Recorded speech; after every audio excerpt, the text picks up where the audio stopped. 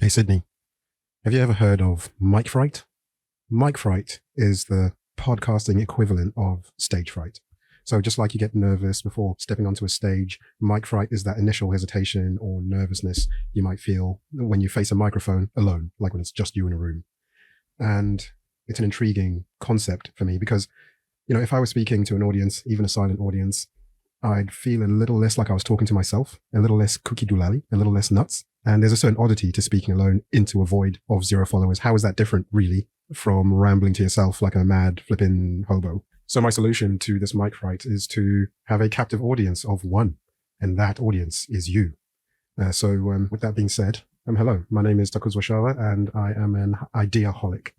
So much so that what you're listening to was originally meant to be 3, 4, 5 separate podcasts. But alas, life had other plans. And I'm no conspiracy theorist, but I think the deep state has made it so that there's only 24 hours in a day. And that's pretty limiting. But yeah, that's not the only conspiracy. The other conspiracy is the one that happens inside of our heads, inside the head of a creative or an idea haver, which is really all of us. And that is when all the separate concepts and ideas that you have collude behind your back, and they combine and fuse and procreate and synthesize into a new, grander or cleaner idea. And that seems to be what happened here. And so I'm embracing that because honestly, that seems to have always been a good thing in my past. Anytime I've had a mishmash of things going on in my head and they were starting to get a bit clashy, they somehow combine without me thinking about it and they turn into this one crisp, clean concept. So hopefully that's what you're listening to here. Hopefully that's fucking, crisp and clean enough. We'll get into what all those separate ideas are, all those little Lego pieces. But for now, let's talk about this, ways of thinking, and what ways of thinking is. So frankly, ways of thinking does exactly what it says on the tin. The goal for you and me is to look at the different ways in which people think. Specifically, we're going to explore how various people's professional backgrounds, how their personal high stress experiences, how linguistic determinism and so on give rise to mental models that can essentially be packaged and shared so that you can use those models and mantra and rules and cheat codes in your own life. So, okay, for example, sorry, my chair's squeaking. It's a creaky ass studio. I'm working on it. First episode. All right. So have you ever wondered, for instance, how a surgeon's emergent thought patterns can be used to navigate a personal situation? Or even if it's something as mundane as I don't know, butchering an animal. And yes, I appreciate you could speak to a butcher about that, but perhaps a butcher could actually teach you something about a completely different field. And that's what I find interesting. It's that hidden ground, if you will, as McLuhan would put it.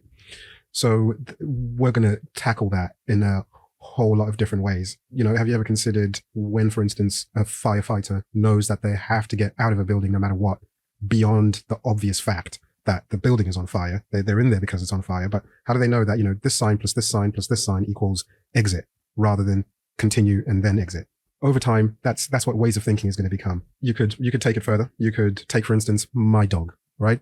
She's cute, but she's super fucking annoying, right? She's an annoying dog. But when I have food, she knows exactly what to do. Even if my guard's up, she has a strategy and she deploys it with like an unwavering tenacity and certainty until I break. And then I break her off a piece of my sandwich. And like, I don't know how she does it. I could have been mad at her flipping 3 minutes ago. I could have been fuming at her. And she's like, how does she's like, okay, it's time for the face. And then she'll pull the face. And I'm like, go away. And then she'll pull the face even harder. And I'm like, okay. So what can this dumb bitch teach us about sales? She can't talk. So like, I don't know how we're going to organize having her as a guest on this podcast, but she's got secrets, man, and even if they're not conscious, even if they're completely ghost in the shell type secrets, I think there's something to explore there. And I think there's something like that to explore in everything. Come the final episode, you and I are going to have a compendium of useful fictions gathered through long-term interviews, through unstructured conversations, and through observations on society that allow us to form mnemonics, if you will, that actually change our lives, or that you can actually switch on, deploy whenever you need to. So yeah, think specifically of me as an infinitely stupider Daniel Kahneman. If you haven't read his book, Thinking Fast and Slow, I highly recommend it. But that's where I first put a language to the concept of a useful fiction. Namely, he talks about one example of this, which is that, your mind has two systems. There's system 1 and system 2. And system 1 is a near instantaneous, instinctive, and, based on like hard lessons, that hot, don't touch. And system 2 is a lot more methodical, logical, it looks for the counterfactuals. And, none is better than the other. And you need both to survive. But more importantly, there isn't necessarily there aren't physical structures. It's not real. I guess you could look at like your patterns of neurons firing, but they're not like these discrete anatomical things in your brain. That's just how those thought patterns manifest. And that's a useful fiction in understanding how heuristics come to play in your head as a human being and in your day-to-day life. Another appropriate example would be Malcolm Gladwell's Blink. I confess, yeah, okay, I'll have to revisit that one, but trust me, it's a good example. If you haven't read Blink by Malcolm Gladwell, give that a read and you'll see the relevance, or get the audiobook.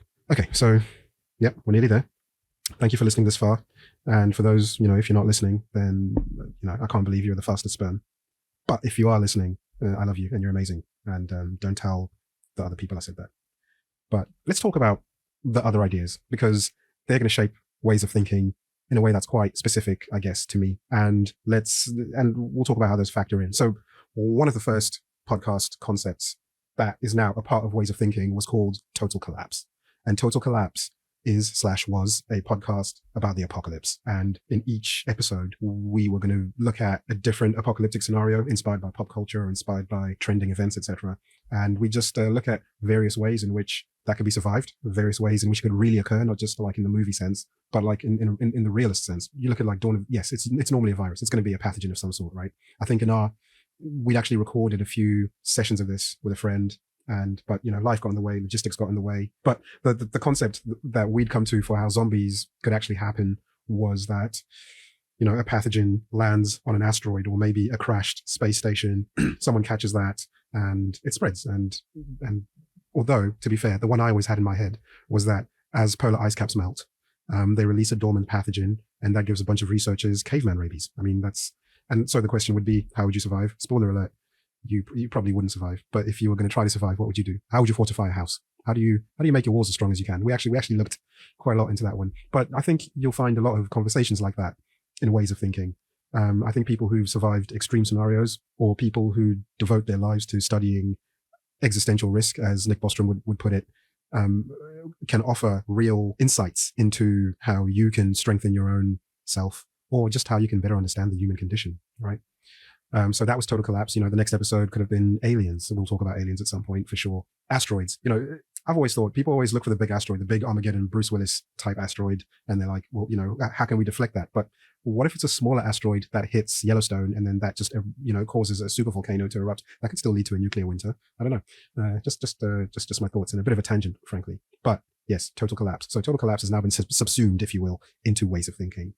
The other podcast idea that is now also a cog in the ways of thinking machine was called Caliber. And as we get better acquainted, you'll learn that I have a penchant, if you will, for luxury goods design and high-end craftsmanship. And I'm quite excited about having in-depth convos with anyone who makes, sells, or collects the best of anything in any category. And there'll be plenty of debate, obviously, about what constitutes a luxury good.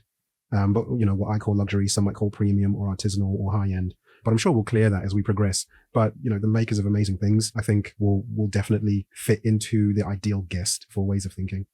That's kind of our playground, really, isn't it? It's experts, amazing makers, and people who think about where the world is going in depth and actually have some real empirical knowledge to offer beyond our bro science level of looking at things. I guess what you could say is that, yes, ways of thinking does focus a lot on popular science, but that's really only because I'm not smart enough to engage in unpopular science. So hopefully there will be people here to help us with that in not too long, because that shit is for real nerds. So yeah, it's not just about popular science.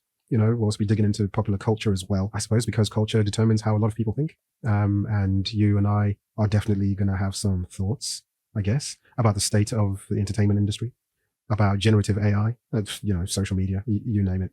I'm an old man, so I'll probably be looking at dating like David Attenborough looks at wild animals. But relationships are definitely a factor in the way that you think. And so what can be extracted or input where, that's quite interesting. So yeah, this is me saying hello. And I recommend that you subscribe, because my release schedule in the beginning is going to be a little sporadic, soon to become more predictable. So as soon as new things are out, you're going to see them straight away. The first few eps are going to be not train of thought, but they're going to be about a certain take on a certain subject, while we get ourselves established, while I get feedback on, I guess, the audio quality, which I'm sure is terrible because I've got a brick wall right behind me. I've got nothing dampening any of the reverb or the acoustics. And so, where am I going with this? So join me and let's look at the spillover effects of people's skills and experiences and thoughts. Thank you.